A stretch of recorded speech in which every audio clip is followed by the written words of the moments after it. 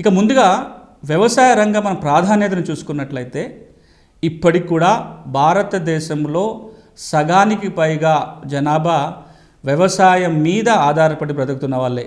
వారు రైతులు కావచ్చు, కౌలు రైతులు కావచ్చు, వ్యవసాయ కూలీలు కావచ్చు, లేదా ఈ కుటుంబాల్లో ఉన్న కుటుంబ సభ్యులు కావచ్చు. వీళ్ళందరూ కూడా వీళ్ళ సంఖ్యను కనుక మనం లెక్కేసి చూస్తే ఈరోజు కూడా దాదాపుగా భారతదేశం యొక్క 60% పైగా జనాభా వ్యవసాయం ఆధారంగా బ్రతుకుతుంది. వ్యవసాయాన్ని ఆసరగా చేసుకొని బ్రతుకుతున్న కుటుంబాలు ఇవన్నీ కూడా.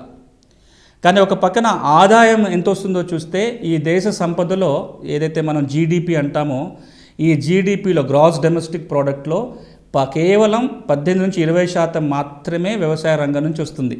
అంటే 60% మంది పనిచేస్తున్న రంగంలో మనం సంపాదిస్తున్న సంపాదన 20% మాత్రమే. మిగతా 80% సంపాదన అంతా కూడా ఇతర రంగాల నుంచి వస్తుంది.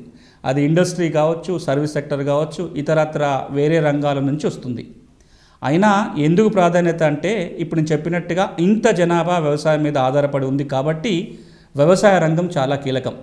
అంతేకాదు ఆహార భద్రత చేకూరాలి అంటే 3 పూటలా మన 5 ఏళ్ళు నోటి దగ్గరికి వెళ్ళాలి అంటే వ్యవసాయం పచ్చగా ఉండాలి.